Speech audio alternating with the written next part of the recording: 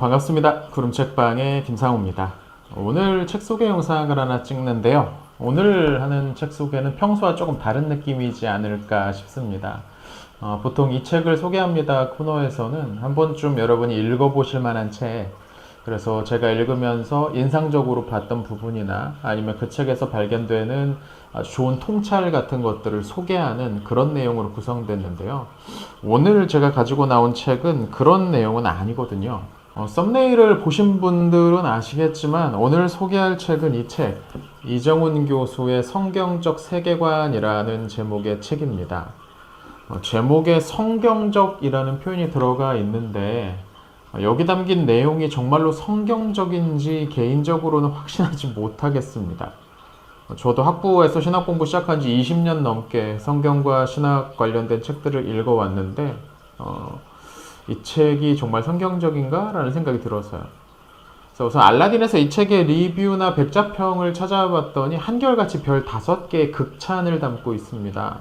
물론 리뷰가 많지는 않아요. 제 것까지 포함해서 리뷰가 9편이 있는데 저를 뺀 나머지 리뷰어들은 다 별을 5개 줬네요.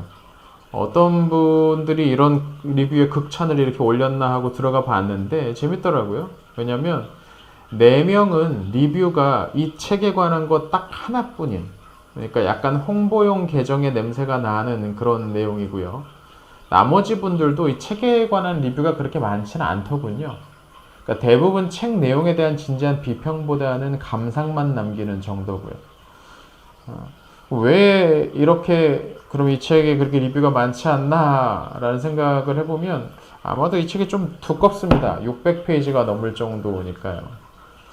제가 이 책을 손에 들게 된 이유는 아는 후배가 이 책 한번 읽고 리뷰를 써달라고 요청을 해서입니다. 그 후배가 일하는 교회에서 어떤 분이 이 책을 추천한 것 같아요. 책을 제법 많이 읽으셨다는 분 같은데, 그럼 그분이 왜 이 책을 추천했는가, 이 책에도 뭔 얘기가 있는가 한번 읽어보고 리뷰를 써달라고 하더라고요. 자, 우선 이 책을 보면 제목에 세계관이라는 말이 들어가 있습니다. 보통 세계관, 특히 기독교 세계관을 다루는 책들은 그 이론적 틀을 창조, 타락, 구속에서 찾습니다. 그 책의 내용의 상당 부분도 이걸 설명하는데 할애를 하죠. 물론 이 책도 그런 기본적인 틀을 가지고 있긴 하지만 조금 다릅니다. 이 책에 표지로 나와 있는데 경제, 역사, 법과 정치, 문화, 철학 이런 것, 좀 더 구체적이고 실제적인 영역을 어떻게 기독교 세계관적으로 이 책의 표현에 따르면 성경적 세계관으로 볼 것인가에 집중하고 있거든요.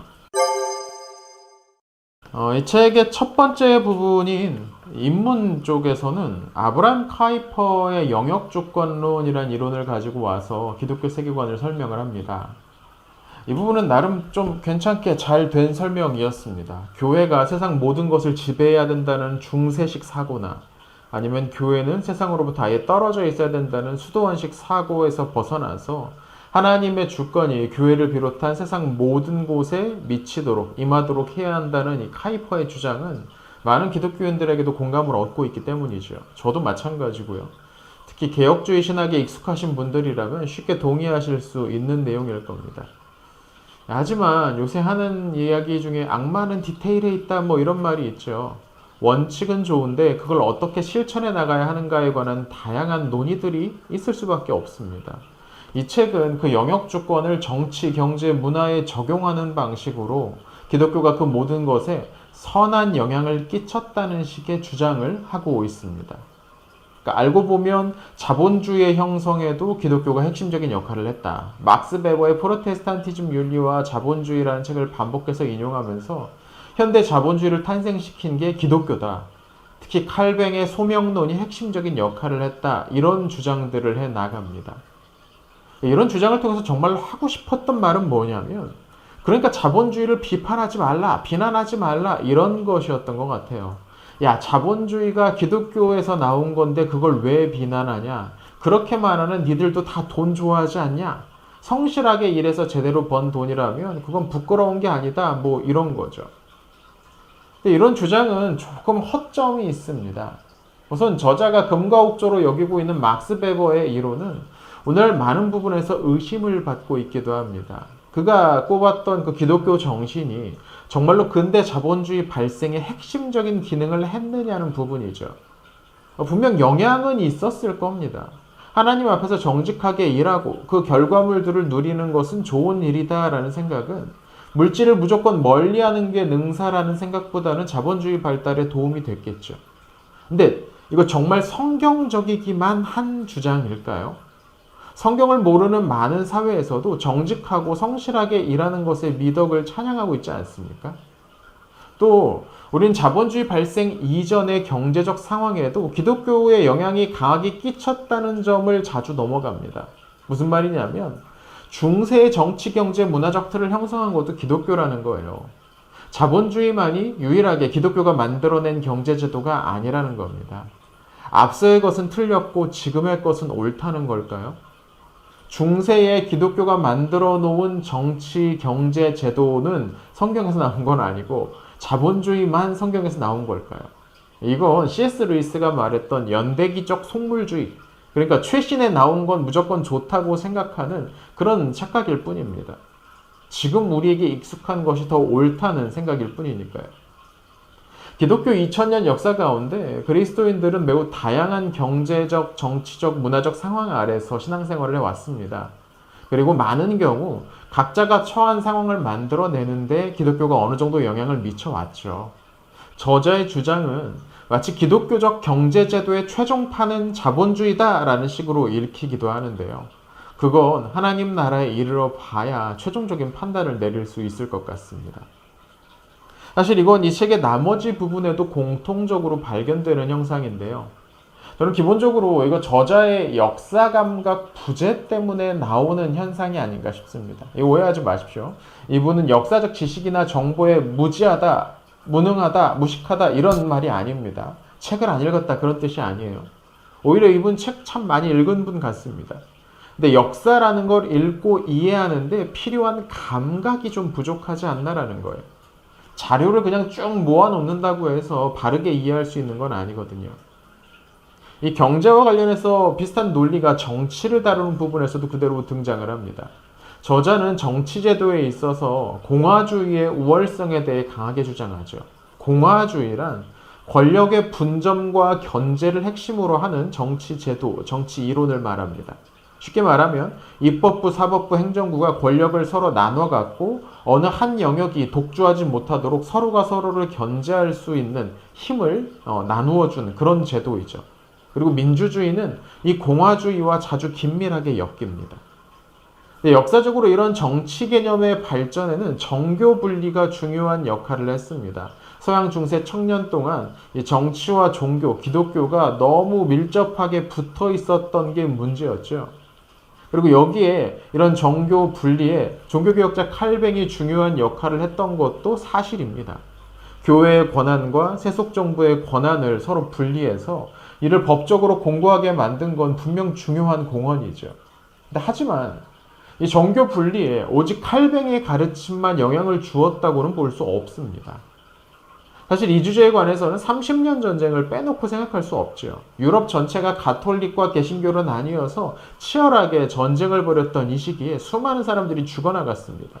그 결과 양측의 협상으로 각각의 종교가 서로의 영역을 갖자라고 나누게 되죠. 나아가 사람들이 종교가 사람들을 죽음으로 몰아넣을 만큼 중요한가라는 의심을 품게 만들기도 했습니다. 급속히 세속화 사회로 들어섰다는 걸 우리는 기억을 해야 되는 거죠.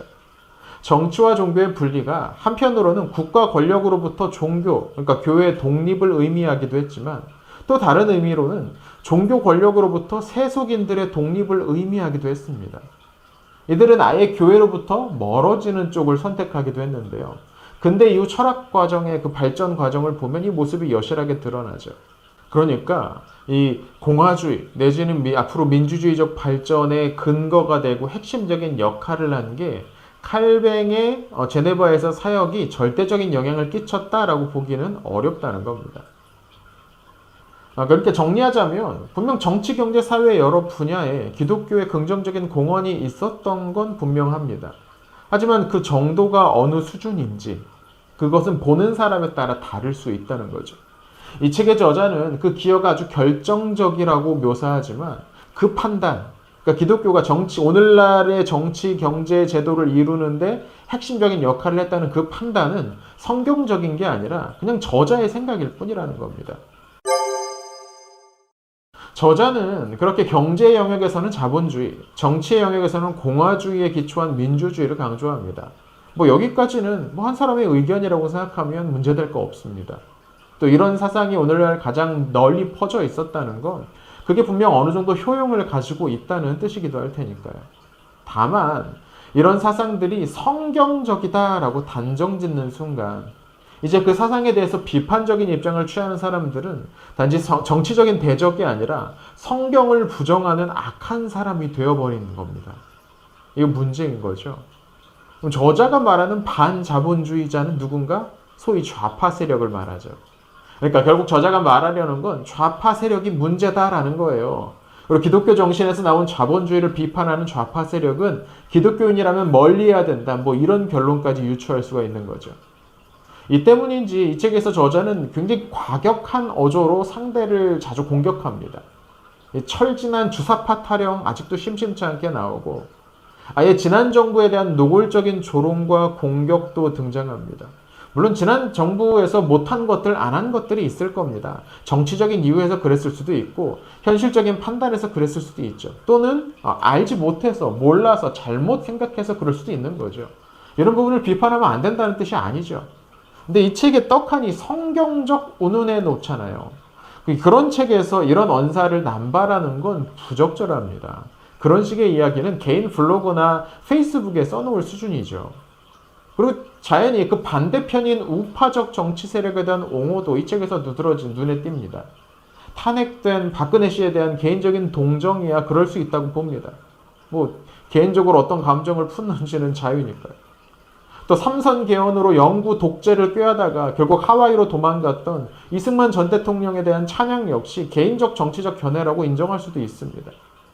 분명 이승만 역시 독립운동가 중 한 명이었고 그가 미국에서 외교적으로 얻어낸 것들도 분명히 있으니까요. 근데 문제는 이승만의 업적을 옹호하기 위해서 그가 저지른 다양한 실정들, 이 중에는 단순히 정책 실패나 타격 정도가 아니라 국민의 생명과 안전을 치명적으로 위협한 일들도 적지 않았는데 그런 건 전혀 언급하지 않고 있다는 겁니다. 물론 저자도 인정하듯 한 인물에 대한 평가는 복합적일 수밖에 없습니다. 공과 과를 다 지니는 게 일반적이니까요. 다만 문재인에 대한 공격을 할 때는 과만 들이밀고 이승만에 대한 칭송을 할 때는 공만 운운한다면 누구도 이런 주장이 공평하다고 말하지는 않을 겁니다. 저자가 이런 이중적인 태도를 가지고 있는 건 이미 상대를 적이자 악으로 규정하고 악마화하려는 마음을 먹고 있기 때문이죠. 전 이 부분이 상당히 아쉬운데요. 사실 요새 자주 얼굴을 내미는 우파 정치인들처럼 이 책의 저자는 전광훈 같은 사이비성 짙은 기독교 자칭 우파들을 옹호하거나 그러진 않습니다. 오히려 경계해야 될 대상이라고 언급하긴 하죠. 이건 최소한의 상식이거든요. 그러니까 이런 상식을 갖고 있으면 서로 대화를 통해 문제를 해결해 나갈 수 있을 텐데 이 책의 저자는 아예 그런 기회를 닫아놓고 있는 걸로 보입니다. 자본주의와 관련된 비판에 대해서 저자는 자본에 대한 비판을 딸깍발이 선비정신이라고 비아냥거립니다. 근데 내 소유를 팔아 모두 이웃에게 주고 나를 따라오라고 하신 예수님 앞에서도 그런 식으로 빈정거리거나 조롱할 수 있을까요? 이 말을 하신 예수님도 좌파일까요? 예수님은 모든 사람에게 그들의 재산을 다 남김없이 팔라고 요구하진 않으셨으니까 좌파라고 할 수는 없습니다. 우린 이런 부분들을 충분히 고려해서 그분의 말씀을 따릅니다. 마찬가지로 이 저자가 적으로 간주하는 좌파들에 대해서도 귀담아 들어볼 부분이 있지는 않을까요? 오히려 그들이 자본주의에 대한 병폐를 꾸준히 지적해 왔기 때문에 교정이 될 수도 있는 계기가 마련되지 않았나. 또 덕분에 자본주의가 좀 더 균형 잡히게 발전해 올 수 있지 않았나라고 볼 수 있지도 않나라는 생각도 해봅니다. 저자는 좌파들이 자본 자체가 나쁜 것이냐 공격한다고 비판합니다. 돈을 사랑하는 것과 돈을 건전하게 버는 것을 구별하지 못하는 무식한 놈들이라는 거죠. 근데 제가 보기엔 저자야말로 자본주의의 병폐에 대한 비판과 성실하게 일하며 부를 쌓는 일에 대한 비판을 구분하지 못하고 있는 것처럼 보입니다. 특히 문재인 정부가 나라를 망쳐서 사람들이 불만을 터지도록 해서 사회주의로 나가게 유도하려는 것일지도 모른다는 음모론에서는 그냥 헛웃음이 터져 나올 뿐입니다. 이런 저질적인 음모론과 성경이 무슨 관련이 있는 걸까요? 오히려 이건 성경을 모욕하는 일이죠. 저는 성경을 특정한 정치제도나 경제제도와 일치시키려는 모든 종류의 시도가 반성경적이라고 생각합니다. 성경은 특정한 정치제도를 명령하지 않습니다. 오히려 굳이 끄집어내자면 좋은 왕이 다스리는 나라, 그러니까 왕정을 옹호하는 것처럼 보이죠. 성경에서 공화주의나 민주주의를 유일한 원리로 이끌어내는 건 무리입니다. 그럼 민주주의는 버려야 할까요? 그것도 웃기는 말이죠. 성경에서는 정치제도를 이끌어낼 수 없다니까요. 우리는 다만 성경에서 강조되는 여러 정신들을 최대한 잘 구현해낼 수 있는 정치제도를 끊임없이 설계하고 실험해 볼 뿐입니다. 모든 제도에는 한계가 있고 문제도 있습니다. 그 문제를 지적하는 건 당연히 체제에 불만을 품은 사람들일 가능성이 높죠. 그 의견이 타당하고 충분히 사람들의 공감을 얻으면 변하는 겁니다. 그렇게 제도는 발전되어 왔어요. 그리고 교회는 다양한 정치제도 아래서 살아왔습니다. 왕이나 군주, 황제 같은 군주가 다스릴 때도 기독교는 그 제도 안에 잘 맞아떨어지는 것처럼 보였습니다. 종교개혁을 일으킨 마르틴 루터는 힘 있는 영주의 보호 아래서 자신의 작업을 안정적으로 실행할 수 있었습니다. 심지어 그 영주는 가톨릭교도였어요. 칼뱅의 다양한 개혁 조치들을 실험해봤던 제네바는 칼뱅이 살기 훨씬 이전부터 공화국이었습니다. 칼뱅 때문에 공화주의 원칙이 뿌리내려서 공화국이 된 게 아니에요. 북부 이탈리아에는 여러 개의 공화국이 있었고 이건 이탈리아의 복잡한 정치적 분열상 때문에 가능한 일이었습니다. 사실 저자는 법 철학을 공부했고 아마도 그 중에서 우파적 법 철학의 매력을 느끼고 그쪽으로 연구를 하지 않았나 싶습니다. 근데 이 책도 그렇지만 근래에 이분이 교회에서 하는 강의 같은 것들을 보면 그냥 뉴라이트 정치운동하는 것처럼 보여요. 뭐 검사니 변호사니 하는 사람들이 여야 할 것 없이 정치에 참여하는 것, 뭐 이거 어제 오늘 일은 아니니까 뭐 특별히 이상한 일도 아닙니다. 그냥 법을 공부한 사람이 또 그런다고 해서 이상할 것까지도 없습니다. 뭐 안 될 것도 아니고요. 다만 문제는 이런 이야기를 그냥 교회에서 자기 말 잘 듣는 애들 데려다 놓고 또는 자기랑 생각 많은 사람들 데려다 놓고 혼자 그냥 막 떠드는 정도가 아니라 무슨 기관을 만들고 이런 책까지 펴내고 하면서 자기의 생각이 성경적이라고 우기는 건 분명 문제라고 생각합니다. 저자는 아까도 이야기했지만 책을 많이 본 것 같아요. 근데 책을 많이 봤다고 해서 반드시 통찰력까지 좋아지는 건 아니거든요. 저는 그냥 이분이 자기가 잘 아는 이야기 했다면 어땠을까? 그리고 좀 더 다른 사람 입장에서도 문제를 볼 수 있는 균형 감각을 가졌다면 더 좋았겠다라는 생각이 듭니다. 물론 우리가 무조건 중립적인 입장을 취해야 된다는 건 아닙니다. 우파를 선택하든 좌파를 선택하든 자유롭게 할 수가 있습니다. 다만 상대를 파괴시켜야 한다고 착각해서는 안 되는 거죠. 이 책을 읽다 보면 저자가 그리는 좋은 공화주의적 민주주의 국가는 오직 우파적 사상만 가질 수 있는 사람들만 사는 그런 곳인가 싶습니다. 국민의 사상을 통제하고 결정하려는 정부. 저는 그런 나라는 조금 으스스한 것 같아요.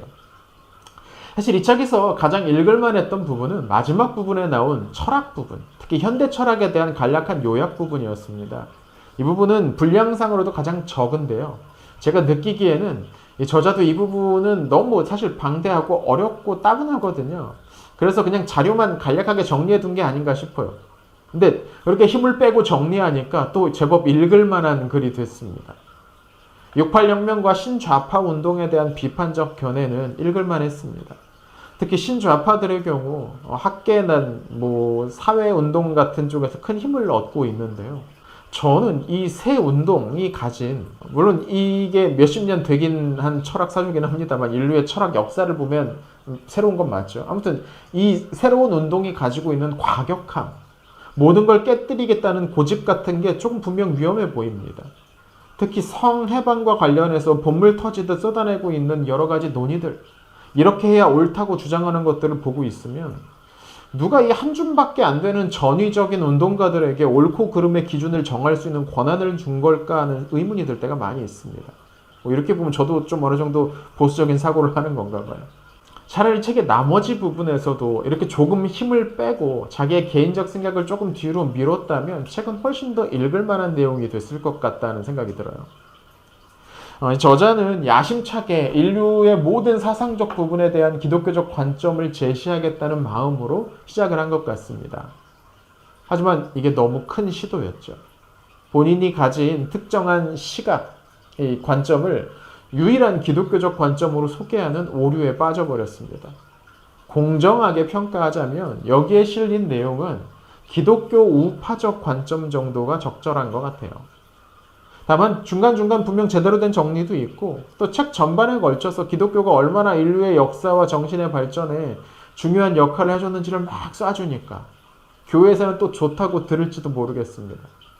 교회에서 좋아할 만한 이야기가 많긴 합니다. 문제는 그 과정에서 우파적 세계관까지 성경적 세계관으로 위장돼서 자연스럽게 받아들여질지도 모른다는 점이고요. 이 책에 대한 저의 평가는 10점 만점 중에 5점입니다. 오늘은 좀 비판적으로 검토하는 영상을 만들어 봤는데요. 여러분은 이 책에 대해서 어떻게 보셨나요? 영상이 괜찮으셨다면 구독과 알림 설정을 해주시면 책과 관련된 또 다른 좋은 이야기가 올라올 때마다 받아보실 수 있습니다. 오늘 영상은 여기서 마치겠습니다. 시청해주셔서 감사합니다.